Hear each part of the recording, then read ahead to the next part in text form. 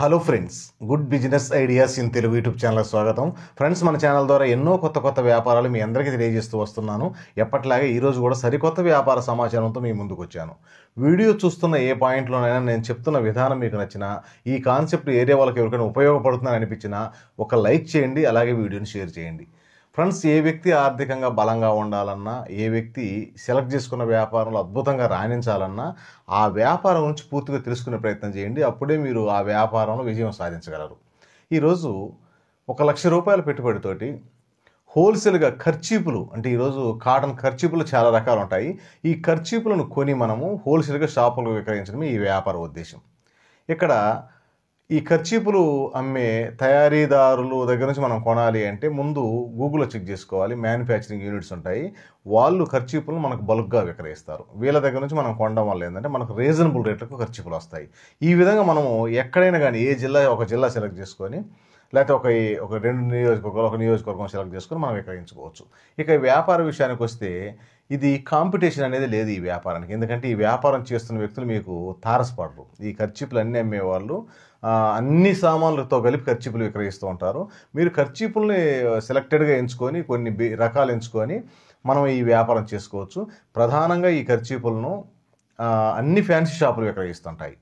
అలాగే ఈ పాన్ షాపులు ఉంటుంటాయి. ఖర్చీపులు మనకు బయట వేలాడదీసి అమ్ముతూ ఉంటారు. ఇలాంటి వాళ్ళని మీరు టార్గెట్గా చేసుకోవచ్చు.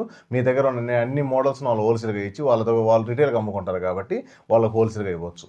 ఈరోజు ఈ వ్యాపారము మనకు ఎండలు ఎక్కువగా ఉండే తెలుగు రాష్ట్రాల్లో ఎండలు ఎక్కువగా ఉంటాయి కాబట్టి ఈ వ్యాపారం ఎప్పుడు నడుస్తుంది. ఈ కాలం ఆ కాలం అని లేదు, సమయంతో సంబంధం లేదు, ఎప్పుడు రన్ అవుతూనే ఉంటుంది. కాకపోతే మనము కస్టమర్ దగ్గరికి మనం మాట్లాడి ఇవ్వగలిగి ఉండాలి. ఈరోజు ఒక ఊర్లో ఎన్ని పాన్ షాపులు ఉంటాయి? దాదాపు చాలా ఉంటాయి. టీ షాపులు, పాన్ షాపులు అన్నీ ఉంటాయి. ఈరోజు టీ అమ్మే ప్రతి వ్యక్తి సిగరెట్లు, పాన్లు అమ్ముతుంటారు. వాళ్ళ దగ్గర ఖర్చీపులు అమ్మవచ్చు. మీరు ఆ ఖర్చీపులు వాళ్ళు ఎలా అమ్మాలో సోర్సెస్ కానీ మీరు చూపించగలిగితే ఆ పైన క్లిప్పు పెట్టుకునే పాయింట్ ఉంటాయి, ఈరోజు మార్కెట్లో దొరుకుతుంటాయి. వాటిని వాళ్ళకి ఇచ్చి అలాగే మీరు ఖర్చీపులు కానీ వాళ్ళు అమ్మగలిగితే ఆటోమేటిక్గా వాళ్ళు తగిలించుకొని అమ్ముతూ ఉంటారు. కాబట్టి అద్భుతమైన ఆదాయం ఉంటుంది. ఎందుకంటే కస్టమర్కు మీ దగ్గర హోల్సేల్ కొనే ఈ పాన్ షాపుల వాళ్ళకి మంచి ఆదాయం ఉంటుంది. మీకు పర్సెంటేజ్ తక్కువ, వాళ్ళకి మంచి ఆదాయం ఉంటుంది. కాబట్టి మీరు చెప్పగానే వాళ్ళు తీసేసుకుంటారు ఇవి. అలాగే అన్ని ఫ్యాన్సీ షాపుల్లో మీరు హోల్సేల్గా అమ్మవచ్చు. ఈ విధంగా ఎక్కడైతే ఖర్చీపులు అవసరమవుతుంటాయో వాళ్ళకు మీరు హోల్సేల్గా ఇవ్వచ్చు. ఈరోజు బస్ స్టాండ్ విషయంలో కానీ, అలాగే రద్దీ సెంటర్లో కానీ ఈ ఖర్చీపులు నెంబర్ ఆఫ్ ఖర్చీపులు సేల్స్ అవుతూనే ఉంటాయి. ఇది టార్గెట్గా చేసుకోండి.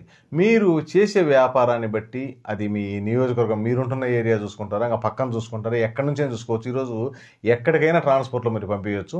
ఈరోజు ఒక వ్యక్తితో మాట్లాడారు, మీ దగ్గర ఉన్న 10 రకాల ఖర్చీపులు ఉన్నాయి, రకానికి 2 డజన్లు 3 డజన్లు ఆర్డర్ పెట్టారు, మొత్తం కలిసి పార్సల్ చేసేయచ్చు. ఎందుకంటే ఎక్కడికైనా ట్రాన్స్పోర్ట్ ఉంది. ఈరోజు ట్రాన్స్పోర్ట్కి ఏ ఇబ్బంది లేదు. అలా ఉంటుంది కాబట్టి ఒక్కసారి మీరు ఏదైతే ఈ ఖర్చీపులు విక్రయించే వ్యక్తులకు మీ ఫోన్ నెంబర్ వెళ్ళే విధంగా చూసుకోండి. ఎందుకంటే వాళ్ళకి ఆ ఫోన్ నెంబర్ వెళ్తే వాళ్ళకి అవసరమైనప్పుడు మనం ఫోన్ చేస్తారు, అప్పుడు మనం పార్సల్ చేయొచ్చు. ఈరోజు అమౌంట్ కూడా యూపీఐ ద్వారా వస్తుంది కాబట్టి ఎటువంటి ప్రాబ్లం లేదు. కాకపోతే ఏ వ్యాపారానికైనా నేను చెప్పేది ఏంటంటే క్రెడిట్ లేని వ్యాపారం చేయండి. ఏ వ్యాపారానికి అప్పు అనేది మీరు అలవాటు చేయవాకండి. ఈరోజు ఈ మాటలు ఎందుకు చెప్తున్నానంటే అప్పు తీసుకుంటే ఇచ్చే రోజులు కాదు ఇది. అప్పు అనేది మనం కస్టమర్కి ఇస్తే అతను మళ్ళీ మనకి ఇవ్వాలంటే చాలా కష్టం అవుతుంది. అసలు తీసుకోలేక కూడా కొంతమంది వదిలేసే వాళ్ళు ఉంటారు. కాబట్టి ఏదైనా క్యాష్కి వ్యాపారం చేయండి. ఆలస్యమైన పర్వాలేదు. మీకంటూ ఒక అలవాటు చేసుకోండి. మీ ప్రోడక్ట్ వేరు, మీరు సెలెక్టెడ్ ప్రోడక్ట్ చేసుకుంటున్నారు.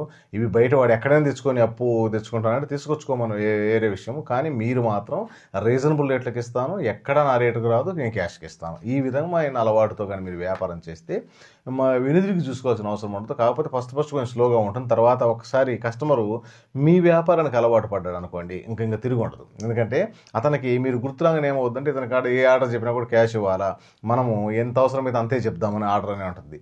అదే అప్పిస్తే ఉంటే 2 డజన్లు అవసరమైతే 12 డజన్లు చెప్తుంటాడు. ఎందుకంటే క్రెడిట్ కదా, ఎప్పుడో ఇవ్వచ్చులే అని. అది ఏంటంటే అది ఇచ్చినా ఇవ్వకపోయినా వాళ్ళ మనసులో ఎలా ఉంటుంది, ఇచ్చినా ఇవ్వకపోయినా ఏం కాదు, అది ఎప్పుడుకో జరగబోయేది కదా అనే ఆలోచన ఉంటుంది. అలా కాకుండా క్యాష్ కనుక వాళ్ళు 2 డజన్లు అవసరమైతే 2 డజన్లు చెప్తారు, 1 డజన్ అవసరమైతే 1 డజనే చెప్తారు ఆర్డర్. ఆ విధంగా ఉంటుంది. కాబట్టి ఆ విధానంలో ముందుకెళ్ళే ప్రయత్నం చేయండి. ఇక కొనుగోలు విషయంలో మెలకువలు పాటించండి. ఎక్కడైతే మ్యానుఫ్యాక్చర్స్ ఉంటారో అక్కడ నుంచి కొనుగోలు చేయండి, లేదా సూపర్ స్టాకిస్ట్ నుంచి కొనుగోలు చేయండి. ఎందుకంటే మీరు గూగుల్లో చెక్ చేసుకుంటే మీకు ఈ సమాచారం దొరుకుతుంది. అలాగే ఒకసారి ఈ మ్యానుఫ్యాక్చర్స్ ఉంటే వాళ్ళ దగ్గరికి వెళ్ళండి. ఈ ఖర్చులు ఇచ్చేది ఒకసారి ఏ రాష్ట్రం, నేను ఎక్కువగా కర్ణాటకలో తమిళనాడులో ఉంటుంది అనుకుంటున్నాను, కానీ ఎక్కడున్నా కూడా ఒకసారి అక్కడికి వెళ్ళండి. ఎందుకంటే తమిళనాడులో అయినా కానీ పర్వాలేదు, ఒకసారి మనం వ్యాపారం చేసే ముందు కానీ మనం హోల్సేల్ వ్యాపారం చేయాలి అనుకుంటున్నప్పుడు ఖచ్చితంగా ఆ ప్రదేశానికి పోయి చూడాలి. చూసినప్పుడే మనం ఆర్డర్ ఇవ్వాలి. అక్కడ మొత్తం అసలు కంపెనీ ఏంది, దాని ప్రొడక్ట్ ఎలా ఉంది, ఏమేమి రకాలు తయారు చేస్తున్నారు, అసలు దాని కెపాసిటీ ఎలా ఉంది, మనకు సరుకు పంపిస్తున్నారా లేదా, అసలు ఏం జరుగుతున్నది మొత్తం గ్రౌండ్ వర్క్ చేసుకున్నప్పుడు మనం ఈ వ్యాపారం ఉంటుంది. ఈ విధంగా చేయాలి, ఇక్కడ వ్యాపారం కూడా చేసుకోవాలి. కాబట్టి అంత స్టడీ చేసిన తర్వాత ముందుకెళ్ళి ప్రయత్నం చేయండి. తెలుసుకోవడం అనేది ముఖ్యమైనది, మర్చిపోకండి. ఫ్రెండ్స్, మీకు కాన్సెప్ట్ అర్థమైంది అనుకుంటాను. ఒక్కసారి అర్థం కాదు మళ్ళీ కూడా ఒకసారి వీడియో చూసే ప్రయత్నం చేయండి, మీకు స్పష్టంగా అర్థమవుతుంది. ఆ తర్వాత మీరు మంచి నిర్ణయం తీసుకోండి. ఫ్రెండ్స్, వీడియో నచ్చితే లైక్ చేయండి. మీ ఫ్రెండ్స్కి ఏ ఒక్కరికైనా ఈ సమాచారం ఉపయోగపడుతుందని మీకు అనిపిస్తే వారికి కూడా ఈ సమాచారాన్ని చేరవేయండి. Okay friends, thank you friends.